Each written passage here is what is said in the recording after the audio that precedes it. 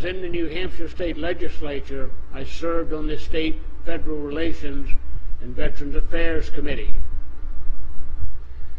It was apparently important that as a representative of the sovereign people who had elected me to this honorable office, that I be updated on a large number of topics related to the affairs of our people and our nation. As I understood it, some of those ongoing topics had been examined and categorized as federal, state, local development, and security matters. These documents related to various topics, some of which spanned decades of our nation's history. One of those recurring topics is the reason I am addressing you this evening.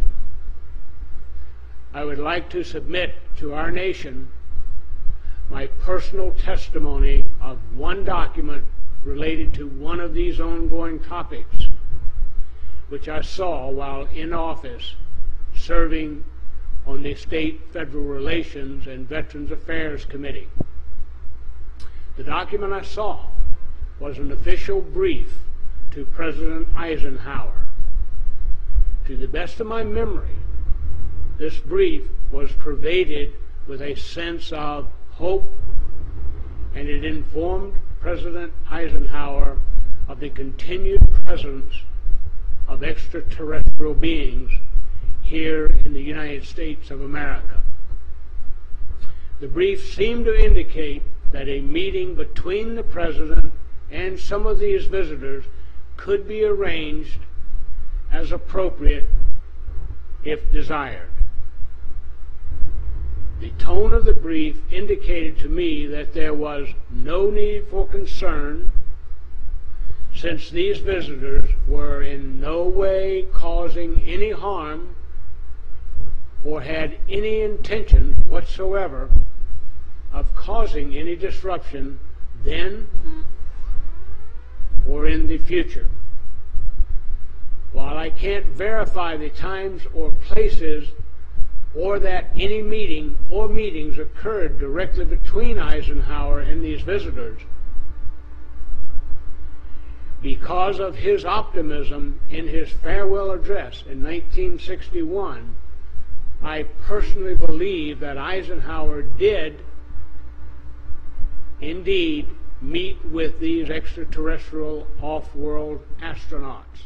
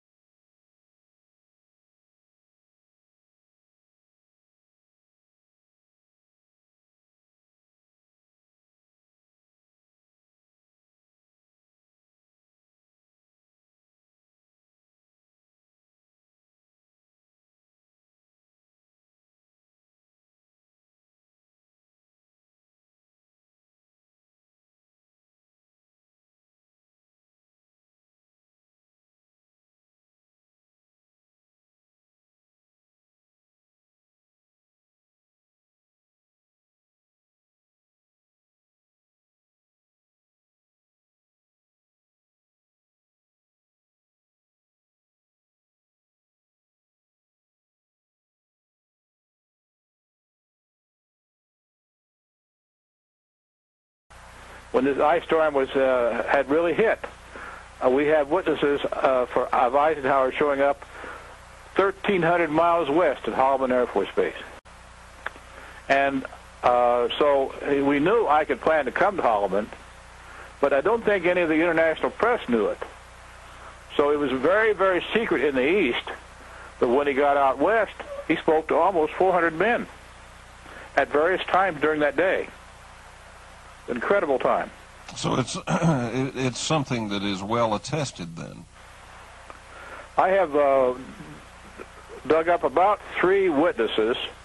The main one was an airman, we call him Kirkland, who was, I received a letter from him, and he spelled the whole thing out. And so we started looking into the situation, and we found an Air Force One man gave us some very, very valuable advice. He was in a nursing home, still quite lucid. And we found that his friend was on the trip to Holloman with Eisenhower, but they didn't talk a lot among each other, and they don't even today, even 50 years later. Discussed it at every conference that we had in the military. There's always things like that going on. Flying saucers and we've had other things, you know, about not mistaken. Now, you are from Roswell, is that correct? That is correct. So you grew up in Roswell, right? I wasn't born there, but my early years were in Roswell. I started school in Roswell and was in the valley within 35 miles of Roswell throughout all of my youth and into adolescence before I went off to college. So you certainly heard about the Roswell incident, did you? Yes, I knew about the Roswell incident, and because my family were farmers and ranchers, we knew the people, presumably where the alien craft came down, and that was in the lower of the period. And I have no first-hand experience of alien culture or alien craft, but only through what I call the old-timers, the people who were there at the time and heard their stories, and then in my later life have investigated some and realized that we have been visited many times. So you.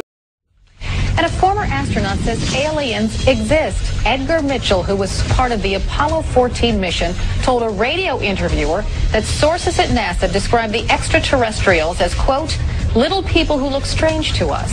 He says they supposedly have a small frame, large eyes, and large head. Well, a major announcement today by NASA that a new form of life has been discovered right here on Earth. In California, in fact, where all good and perhaps all strange things come from. Is there a microbe on Earth that could substitute arsenic for phosphorus in its basic biomolecular constituents? And so what did we find? We found that not only did this microbe cope or deal with the toxicity, we might say, with arsenic, but it grew and it thrived. Well, this announcement came down just a couple hours ago, but for days, the media has been anticipating it and discussing it. It was finally a breakthrough. And it was a fascinating announcement that, you know, we have to rewrite the whole rules on DNA. And there's new forms of life. Scientists pride themselves on saying, here's a set of 6 elements. You have these 6 elements and that is life. Well, it turns out, surprise, surprise, they're wrong. And it's looking like, well, hey, there may be other elements that comprise life. Well, that opens the door.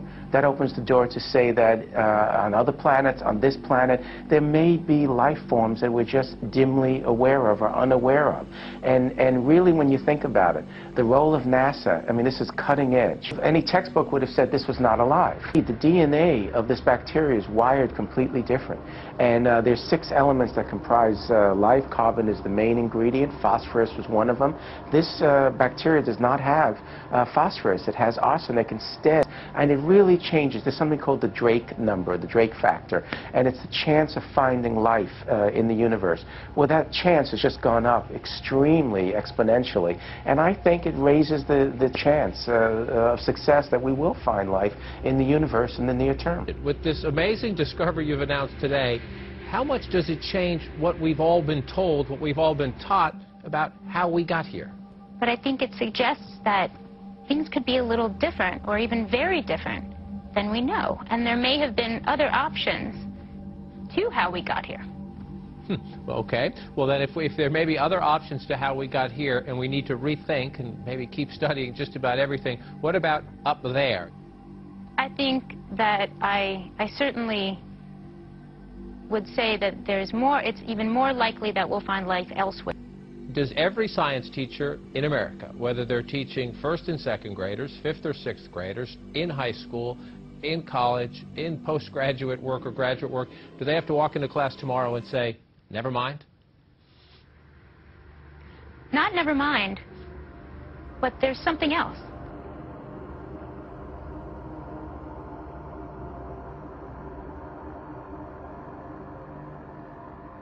What is that on screen? No astronomer has seen this before. Scientists say they're clueless about what it might be. Back on the screen, what is it? We don't know. We are stumped. Scientists around the world are saying, what the heck is this object? It doesn't fit any of the profiles of the usual suspects. That's the problem. Usual suspects are comet, meteor, stars, galaxies, planets. How about some sort of alien dealio? You buy into that? Well, you know, the object is about the size of the Rose Bowl Stadium. So it's too small to be a planet or a star or a galaxy. And it's not a comet. There's no gas in the tail of that comet. It's not a meteor because it's not inside the Earth's atmosphere. So what is it? We're scratching our head. The only thing we can think of at the present time is a once-in-a-lifetime event, the collision of two asteroids in space. We've never seen that before. That's right. A month ago, we spot this little speck doing all sorts of shenanigans that it shouldn't be doing. The Hubble Space Telescope zooms in on it, and our jaws hit the floor. At that point, we're saying... Now, it's called the P/2010 A2. And you say that's short for... We are clueless.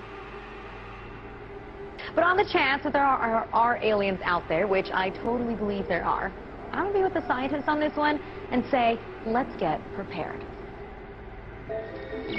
Greetings, citizens of Earth.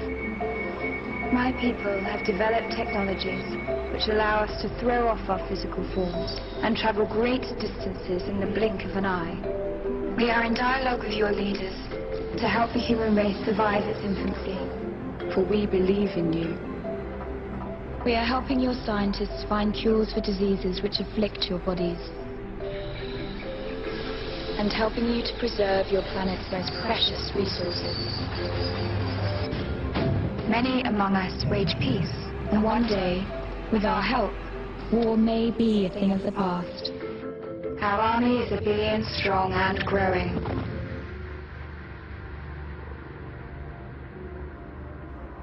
We will bring you a cure for many known diseases. We will provide technology